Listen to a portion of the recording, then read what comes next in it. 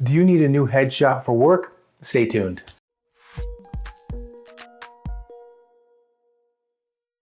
Welcome to this tutorial on 5 tips for shooting your headshot with your smartphone. My name is Tyler Valencia. I'm the president of KIPS. Before we jump into it, who is this video for? If you're a fit pro that needs a new headshot because maybe you got a new job or you're starting your own business or even for social media, you need a new headshot. Let's get the elephant out of the room. What are we trying to avoid here? If you are one of those people that have maybe seen or taken a headshot in your car, no bueno. We're getting that out of here. We're going to use your smartphone and take a professional looking headshot that you can utilize across the board. One more thing before we jump into the tips. Will a professional headshot look better? Of course. People that do photography for a living, they know all the tips, the tricks, all the little things, and they most likely have a lot more expensive camera to take a headshot. But what we're gonna do is utilize a smartphone, which does have a powerful camera on it.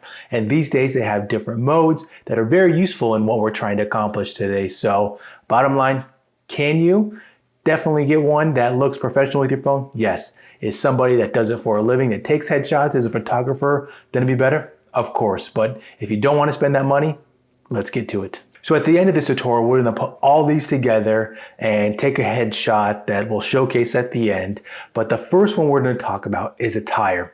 This is a big one and it's important. Depending upon what the headshot is for, will dictate how you look. What we wanna make sure is that if we're fitness pros taking a headshot and we're using it for maybe a new job, or if we're using it for our business, what is a proper attire? If wearing a tank top or cut off is not appropriate, don't do it. Put on a polo shirt, put on a nice shirt, or if you're put on a dress, whatever that might be to fit the occasion. That's important.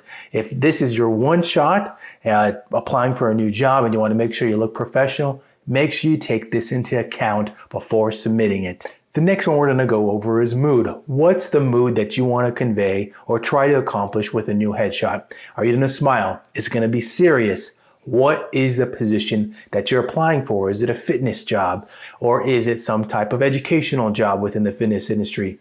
No matter what it is, think about that. What is the position and what do I want to convey?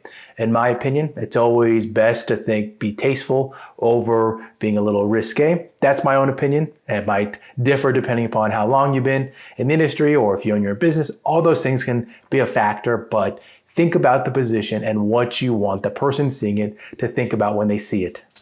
Now lighting, and this is going to be one that has actually changed since the first time I wrote this outline, which was about a year ago. And in watching videos and thinking about the last 2 years in terms of fitness pros doing online workouts, we have more lighting. We have more lights. Whether we're doing Zoom meetings or we're filming online workouts, we most likely invested in artificial lighting, LED panels, things that can help us with our new headshot. So use them. If you have them, use it. What you're trying to accomplish is making sure that your full face is lit up. What you don't want is part of your face dark. That's not really the type of mood or the thing that you're trying to accomplish with a headshot. You want somebody to see you, see how great your smile is. So utilize the lights that you already have. Now, one thing that might not be accomplishable, but is definitely a tip, is if you only have one light. Is it possible? Yes. And I'm going to get to a free source that you can utilize in just a second. But if all you have is one main light, you could potentially bounce some light. If maybe you have something that's made for bouncing light, or even just a blank white piece of cardboard, something that's going to bounce the light onto the rest of your face. That's the key. Remember, lighting up the full face is what you're trying to accomplish. And let's say you don't have lights or you don't have access to them or you don't want to set them up, whatever that might be. Or even you might like the way that what I'm about to mention, you might like it more. You could use natural light. A great way to get away with not putting up any lights is use natural light. Stand by a window, but make sure how you're positioned, how you're standing fully accentuates all the features on your face in terms of your whole face is lit up. That's one way to get away with it. And artificial light, you have to plug stuff in, but natural light, it's free. The next tip we're going to talk about is your lens. So since we're using a smartphone, most likely you don't have a lens on it. Do they make those for smartphones? Yes, they make rigs, lenses that you can utilize for your smartphone, but if all you have is your iPhone or your Android, I'm gonna give you tips for each of those. So if you have an iPhone, the best thing you can utilize is actually portrait mode, something that can be very useful that you can adjust different lighting features in it, and they have different zoom functions, and that's actually what we're gonna be using in the demo part of this tutorial. But if you have an Android phone or some phone that is not an iPhone, a tip that I saw on YouTube when I was watching and gathering information for the tutorial was to stand far away, and that could be relative, but stand far away and then zoom in on yourself. So you probably need somebody to help you out with that, but that could be a way to, if you don't have a portrait mode, that could be a very useful tool for you. What you're trying to ideally do is remove the blemishes on your face so that it doesn't get all the small details in the photo, but that could be a way to get around not having a portrait mode. The last one we're going to talk about before doing the demo is framing. What do you want your background to look like?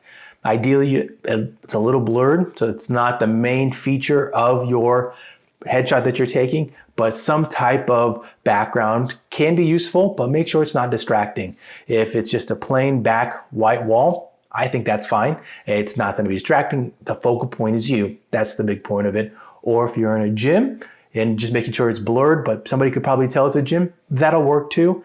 Go back to the first thing that we talked about. What is it we're trying to accomplish? What do we want somebody to think when they see it? And what's the position?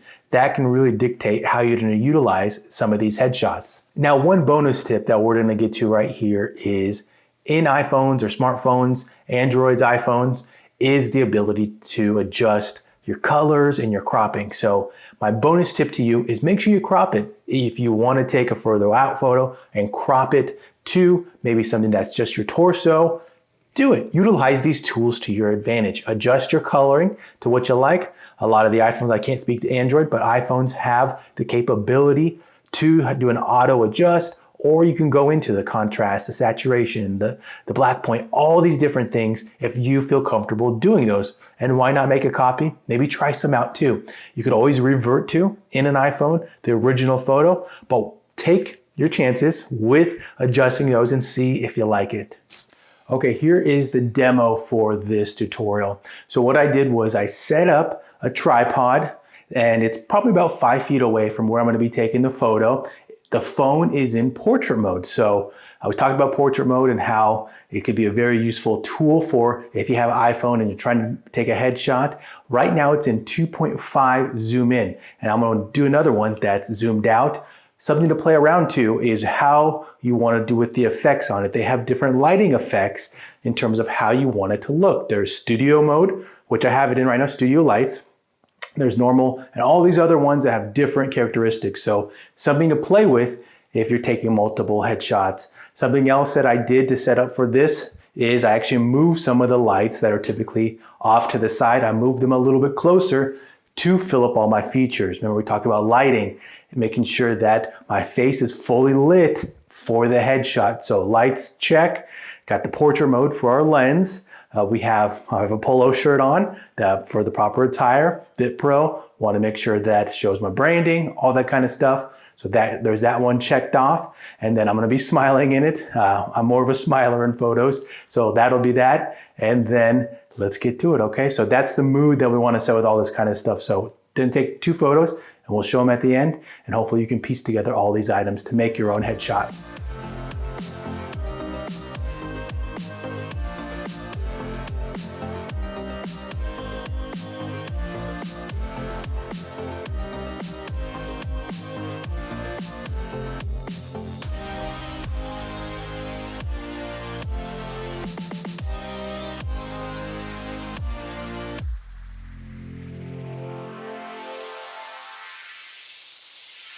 So what I'm going to throw up on the screen right now is the 2 photos, and on the left-hand side is the 2.5 zoomed in portrait mode on it. And of course I did some editing on it, and I'll talk about that in a second, but on the right-hand side is the one that was only 1 time zoomed in, and then I cropped it. So I actually think the cropped one is a little bit better in my opinion, but with both of these, what I do, and this is the workflow of it, to put a little bit of effects on it, is that when I go to edit, I throw first the auto on it, then I mess with the contrast a little bit, the black point, the saturation, and then at the end, since it's a headshot, I put a little vignette on it. That's my own personal preferences of it. Please feel free to, and please do, adjust the effects more on it based off your color tone, the color of your skin, the shirt that you're wearing, the lighting, all those things. Play with those. And remember, you could always revert back to the original, start over, or make a copy.